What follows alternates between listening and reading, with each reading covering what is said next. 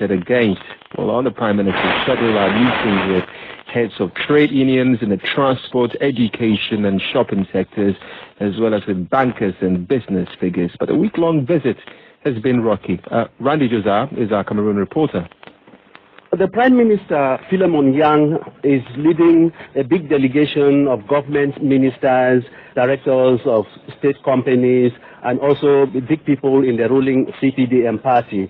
The Prime Minister himself is in the northwest region, while a former Prime Minister, Peter Musonge, is in the southwest region where he comes from. They are on a peace mission. They say they are trying to appease the people, to engage them in dialogue as instructed by President Paul Biya.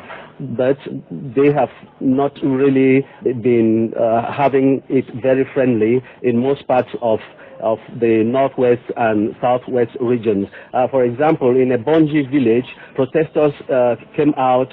They were singing "No bribe." That tells you that people are very suspicious of these government delegations. They don't trust them. They don't think that is the way forward for dialogue. And this is how the people of a Bonji village in the southwest region responded.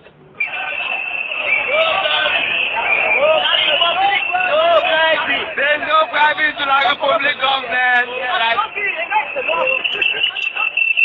So those are some of the protesters coming out to speak up against the government delegation touring the English-speaking regions. Randy, so people are really upset, but what is the background to all this, and what have they been saying? Yes, of course, people are really upset. This is all happening against the backdrop of protests, killings, arrests, and disappearances, and people who've escaped into bushes following a crackdown by the military when protesters came to the streets on the 22nd of last month and also on the 1st of October. The Prime Minister has been meeting traditional rulers and politicians in Bangui and the regional capital, Bamenda.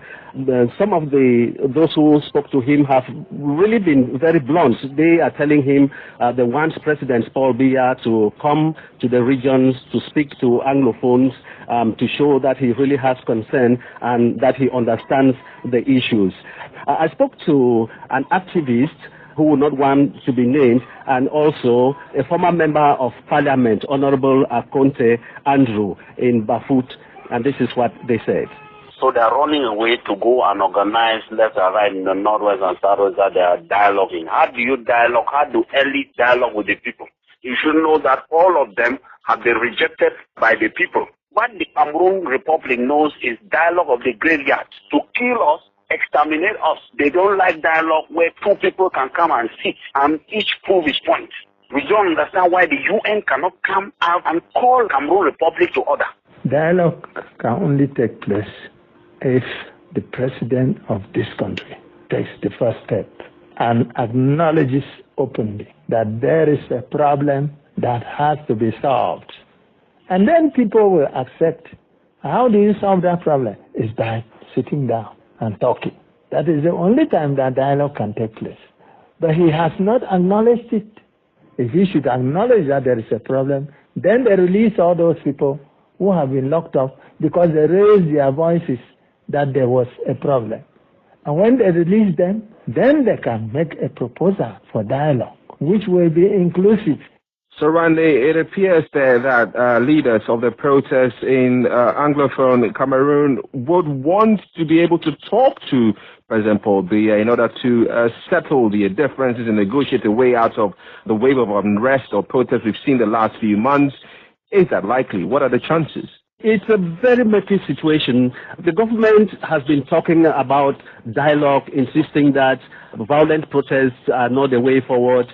But these delegations that are going to the regions now, it's not the first time they are doing this. They've done this over and over since this problem erupted in November last year.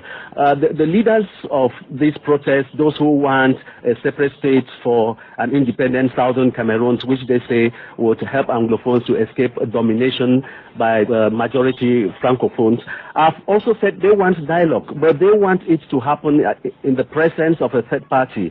They want the UN to be present.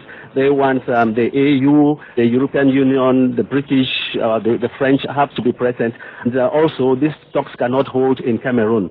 Randy Josiah reporting there. Life for many in rural communities in